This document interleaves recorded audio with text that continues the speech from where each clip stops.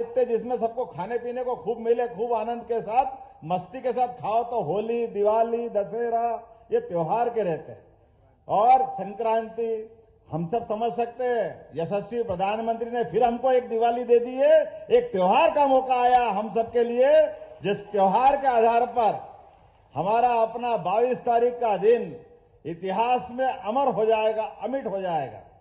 मैं आज इस बात के लिए बड़े गर्व के साथ भी कहना चाहूंगा, इस बात के लिए क्योंकि जो बात चली है यहां सागर की धरती पर, सागर की वो धरती है जहां शिक्षा को लेकर के सर हरि सिंह गौर ने अलग अलग प्रकार से अपना जीवन की कई यात्रा और कई सारे मुकाम पर उनकी अपनी पहचान बनी, लेकिन उन्होंने अपनी जन्मभूमि पर सागर की धरती पर अपनी सारी संपदा लेकर के यहां आकर के जो विश्वविद्यालय का दान दिया था, वाकई वो उससे बड़ा दान कुछ हो नहीं सकता है।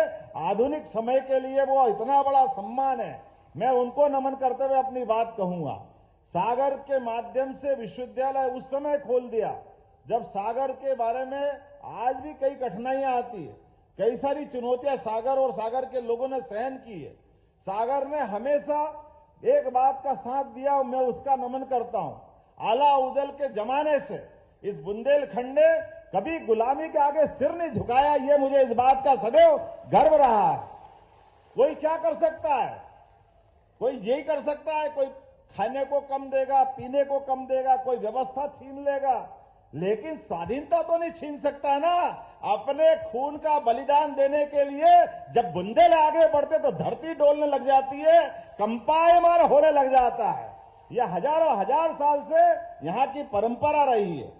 इसलिए ये कष्ट में कभी इस बात के लिए कोई छोटा मन नहीं करता है, हमारे यहाँ ये व्यवस्था नहीं है, हमारे यहाँ वो व्यवस्था नहीं है, क्योंकि जो व्यवस्था को भीख में मांगते वो कोई और होंगे, वो बुंदेले नहीं हो सकते। मैं इस बात की गारंटी ले सकता हूं। जिन व्यवस्थाओं के बलबूते पर स्वाभिमान के साथ, संस्कार के साथ और आत्म बलिदान की जो आग में जलना जानते, वही हमारे बहादुर शेर बुंदेले कहलाते हैं। मुझे इस बात की प्रसन्नता है, आला उदल को जो कोई पढ़ लेगा अपने आप एहसास कराएगा कि बुंदेलों की, यहाँ के क्षेत्र की जनता का बलिदान क्या होता है, उनके अंदर आग कैसे होती है, वो अपने उद्देश्यों के लिए जीते कैसे हैं। मुझे इस बात की प्रसन्नता है, यशस्वी प्रधानमंत्री का अभिनंदन करें।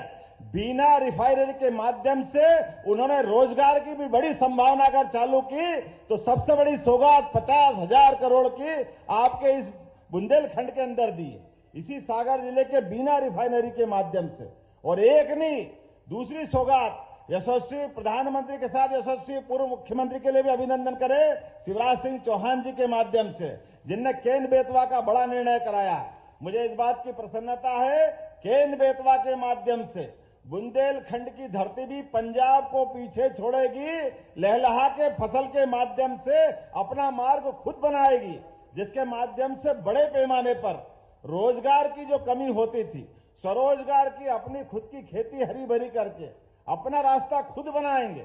मैं इस बात के लिए प्रसन्नता और आनंद के साथ रहता हूं कि अपने इस क्षेत्र में आज के इस अवसर पर यहां पर लगभग 100 करोड़ की लागत से संत शिरोमणि रविदास जी के मंदिर का भी यही भूमि पूजन हुआ। ये भी सौभाग्यशाली धरती है।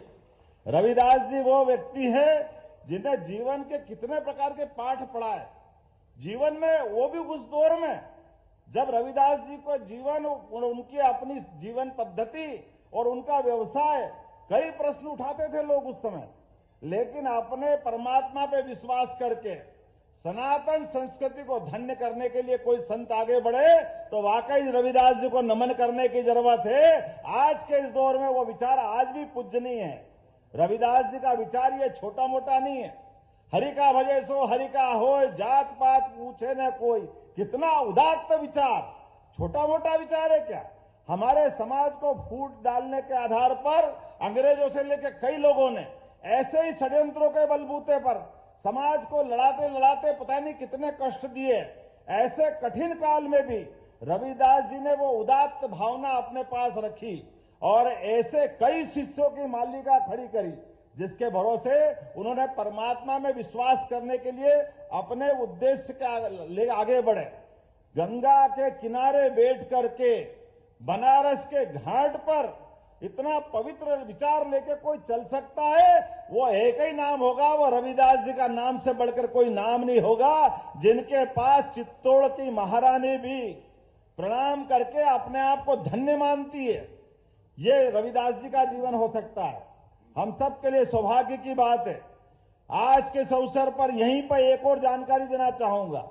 यहां पर लवकुश भगवान का मंदिर भी 10 करोड़ की लागत से बनने वाला है। ये भी हमारे लिए सौभाग्य की बात है। ऐसे कई कई कारणों से सरकार तो बनती है, सरकार बनना भी चाहिए, लेकिन सरकार और सरकार में फर्क कैसा होता है, ये हमारी भारतीय जनता पार्टी की सरकार और अन्य सरकारों की तुलना करके देखा जा सकता है। माननीय यशस्वी प्रधानमंत्री के नेतृत्व में डबल इंजन की सरकार के बलबूते पे होने वाले काम और काम के जो धमक बनती है, वो धमक को बताने की जरूरत नहीं है। एक ऑर्डर करा और 25,000 माइक जमा हो गए, आपको ध्यान में आएगा।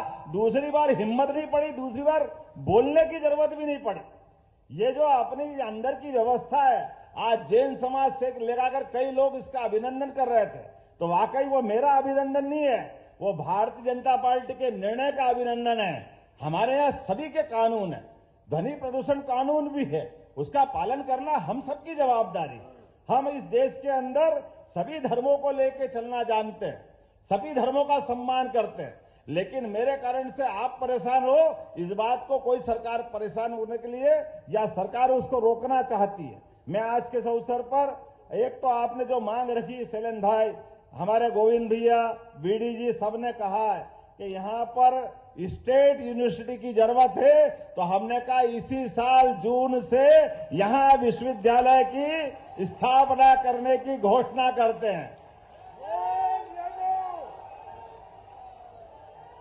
अगर हमारे अपने यहाँ इस जगह पर सरदार, हमको मालूम है सर हरि सिंह गौर अपने पैसे से विश्वविद्यालय खोल सकते हैं, तो इतनी सरकार इतनी दरिद्र थोड़ी है कि आप की मांग नहीं मानेगी, निश्चित रूप से मानेगी, क्यों नहीं मानना चाहिए।